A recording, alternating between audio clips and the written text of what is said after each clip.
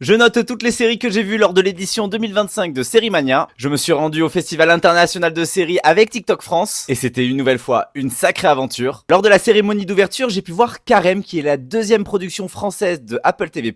Ça fait plus d'un an que j'attendais la série et j'ai enfin pu la découvrir. Et ça se concentre sur Antonin Carême, qui est l'un des plus grands chefs pâtissiers en France. Ça se passe au 19e siècle, donc il y a énormément de costumes, beaucoup de décors. De ce côté-là, visuellement, c'est magnifique. Mais au niveau de l'histoire, on te bombarde d'informations. Et du coup, j'avais un petit peu du mal à savoir où ça voulait aller. J'ai vu que les 2 premiers épisodes, et pour l'instant ma note est de 3 sur 5. Ensuite, le samedi matin, on a vu la comédie Coming of Age avec Lily Reinhardt et Cooper Raiff. Halle Harper sur l'histoire d'un frère et d'une sœur. C'est assez détonnant sur l'expression des sentiments. Par moments, ça m'a fait penser à This Is Us. Il y a des moments très drôles. Il y a un gros trauma avec leur mère qui s'est passé, mais on n'en sait pas trop au départ. Je m'attendais pas à autant apprécier. Pour moi, c'est un 4 sur 5. Le soir, on a vu la série italienne Mussolini. Moi, d'habitude, les séries historiques, c'est pas du tout ma came. Mais là, il faut reconnaître que c'est très bien fait. La réalisation est assez étonnante. En plus, ça brise le 4e mur. Et puis, Luca Marinelli qui joue Mussolini. Oh, incroyable. Après, la série est over the top, comme le personnage. Pour moi, c'est un 3. Le dimanche matin, j'ai regardé Family Matters, un K-drama ultra satirique avec de l'humour noir, sur une famille complètement dysfonctionnelle qui va prendre un nouveau départ dans une ville où un tueur en série sévit. C'est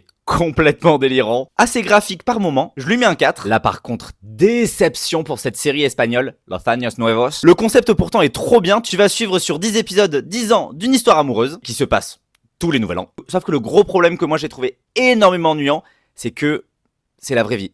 C'est pas une fiction, il y a rien de romancé, on est sur des images brutes, il y a très peu de montage, très peu de musique, comme si on suivait tout simplement un bout de vie de ces personnages, sauf que pour moi c'est pas assez dynamique et ça manque de charisme. C'est uniquement un 2. Ça par contre, ça sentait très très bon, ça fait des mois que Netflix me le tease. Astérix et Obélix, le combat des chefs, la nouvelle série d'animation par Alain Chabat, donc tu te doutes, niveau humour, ça va être une pépite, et effectivement, c'est le cas. Masterclass niveau humour, il y a différentes grilles de lecture. En plus, au niveau de l'animation, il faut souligner les détails, que ce soit au niveau des matières, au niveau des reflets, au niveau des ombres. Vraiment une dinguerie. Dis-moi en commentaire laquelle te tente le plus.